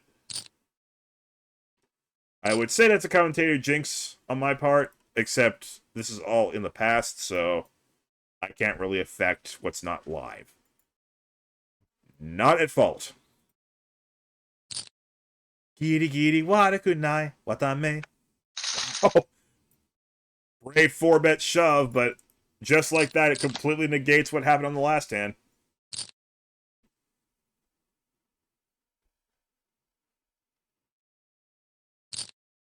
Uh-oh.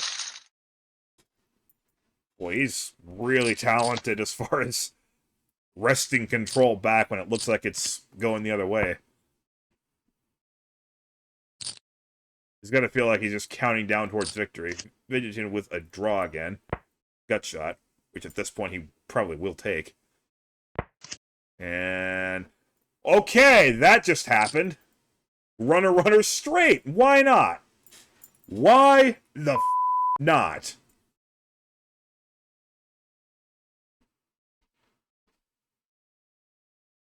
Big decision. It's only 24 million, but he's got bottom pair. He does decide to pay it off. And the robots demand chaos. The robots are working their butts off to deliver this comeback in favor of FD Vigneton.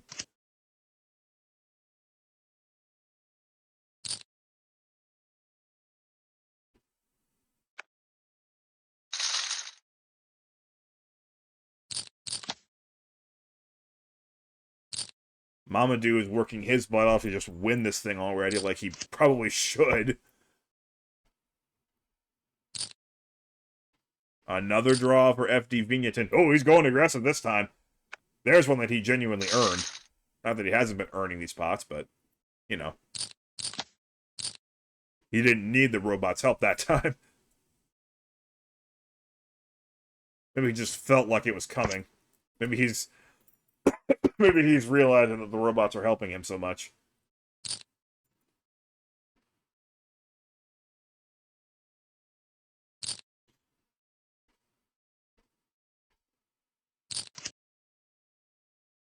Another 9 out there. Interesting call there by FD Vigneton. Mamadou again pressing the bluff button. Vigneton with just a gut shot. And now he is the aggressor. He is starting to run with some of this momentum. And now this is really getting interesting. Middle pair for Mamadou. Of course, it is a king, so... I might have bet there. You figure that with it being limped pre-flop, he probably doesn't have an ace or a king. Ace'll bet it, but maybe that's his idea. He just wants to induce a bluff or two. FD Vigneton's draws do come up short. He'll just take that pot. Next step backward.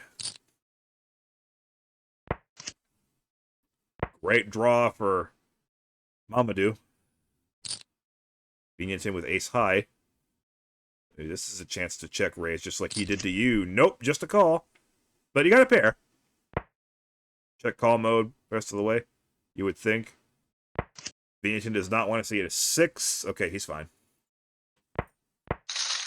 And I'll go check, check. Another pot for Mamadou.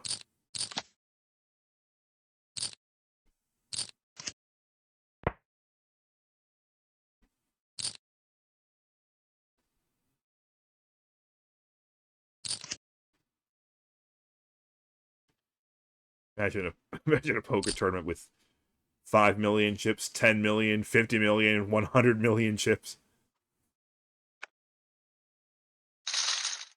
They can only magically exist on computer screens as magical graphics. They just keep changing their value.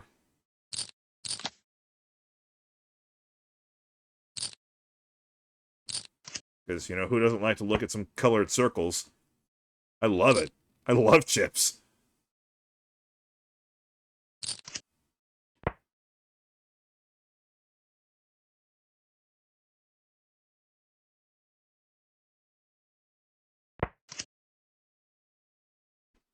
Scary board. Does Mamadou want to represent it? Yes, he does. Nice, believable sizing. Tough call here for Vigneton. I'm sure he doesn't believe him. Nice call! That could be the call that turns this around for good. It's almost even now. The blind just went up again, but now they can actually both kind of afford it. Now there is about 50 big blinds in play. This is about where I would permanently stop it. Well, maybe next level just to make it an even 10-20. But that's just me.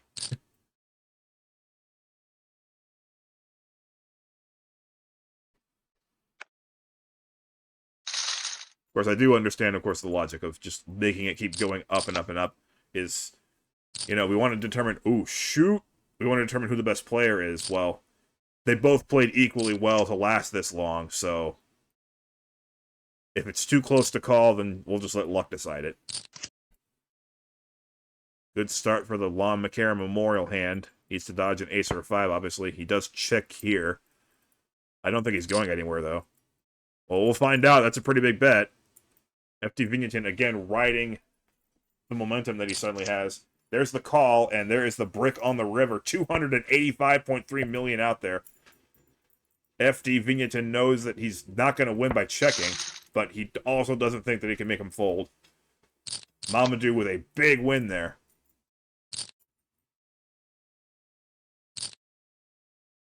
Vigneton re-raises all in with the ace-10, though. Jack-10 suited versus 10-10. This could be a big moment here as well. There's just a call. I really got to keep it at 2x. Getting awfully hungry. We've been here before. There's the straight, but there's a redraw to a straight flush even.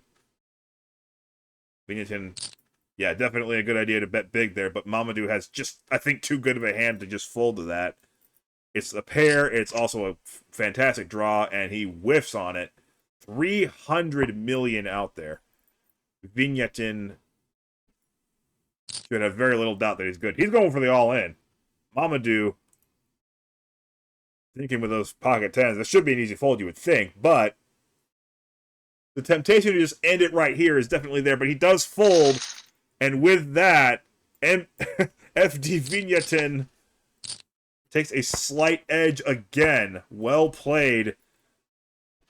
Being unafraid by those hearts. Don't know what that call was, though. Don't know what that bet is, but hey, I guess he was calling to bluff the turn, and he figures that he can represent a 4. However, Mamadou has 4 diamonds now. He's not going anywhere. Does he want to represent it again, though? He ran out of time. Mamadou can just check and win this one. He might not think that, though. Now he's gonna... What is that bet? That is way too small. I assume that was a bluff. I mean, there's no reason to bet there for value with Queen High. It was a value bet bluff, but it was with the best hand.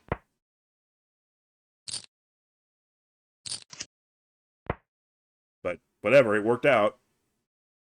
Vigneton with a wonderful run out for him. Queens and 4s. Mamadou, though, with an up and down straight draw. Vigneton makes the right play there and raises. Make sure that that draw does not get there. Oh, he's tempted. He does make the right fold, though.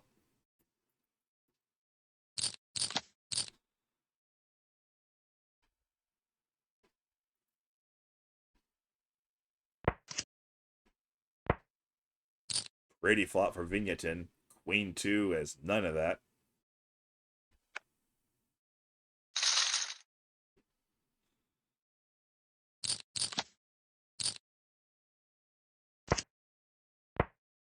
Top 2 for Vigneton.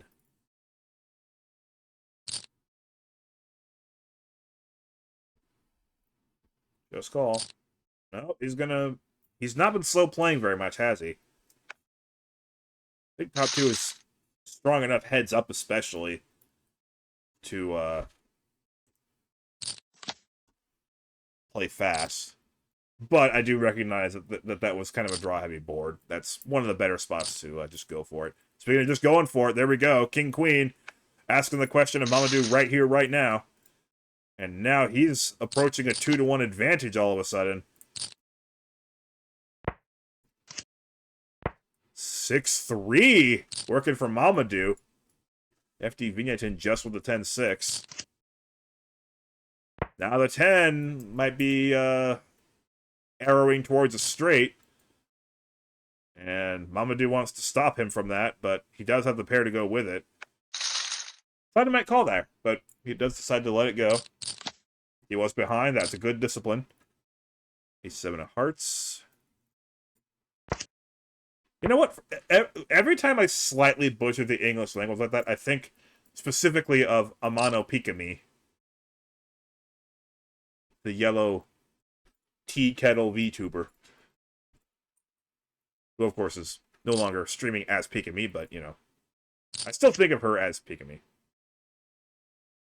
She lasted a pretty long time. Draws for both players. Queen of Hearts would probably end the game right here. Well, it wouldn't end the game. It'd be a big double up, though. There's a big bet, but with a nut flush draw, I don't think Mamadou is folding. Oh, it's the Queen of Clubs. Vigneton hits his draw. Mamadou hits absolute bubkus. There's the all-in. It's not going to get called. He's trying to represent a missed draw or something, but... Oh boy, he's got this thing now. The robots are achieving their goal of letting the guy who's way, way behind win. I thought they were doing that with Jake, but I guess they're going to do that with FD Vigneton. Of course, he started the final table as chip leader. So, not the robot's finest work, but it was still dramatic. Another bluff from Mamadou. He is trying. He's absolutely trying as hard as he can. But there's the pair. It's good enough to make him call. Pair with top kicker, I might add. Does Mamadou want to go for another bluff? It's hard. It's hard. He doesn't want to. Maybe he would have won, but you never know. Yeah, I think next time I do this, I will come up with a way to block out the bar for your sake. I'm a good enough actor. I'll see when it's over, but I will not spoil it for you. Trust me, I can act. I can act like I don't know. Yeah, if you forgive me for breaking the fourth wall there. Oh, shoot! Okay, I can at least... Mamadou... King is no good, obviously. Vignetin has the pair of aces, but the robot's work will be complete if Mamadou does not get a queen or a 7. There it is. Game over. Series over. OSS has its main event champion, FD Vignetin from Mexico. Mamadou Makiba played exceptional poker throughout the whole final table, but unfortunately cannot quite seal the deal. Sometimes the robots just have better ideas or something. I don't know. Still, again, do not cry for Mamadou. He turned 1,000 into 311,000. That is impressive. FD Vignetin, though, played very well, of course. 427,000 for him. Completing his, not exactly wire-to-wire victory, but he did start with the top stack, and he ends with the only stack. So congratulations. That was a pretty long video. And I'll see you, depending on how well I do in the free rolls, I will not be doing much poker until I finish the World Series, like I mentioned in a few videos past. I need to actually get through that, see whether my mother or I has the better fantasy team. But for now, I need to go and have some Mexican food, not just to celebrate FD Vignetin, but it works out nicely. See you when I see you.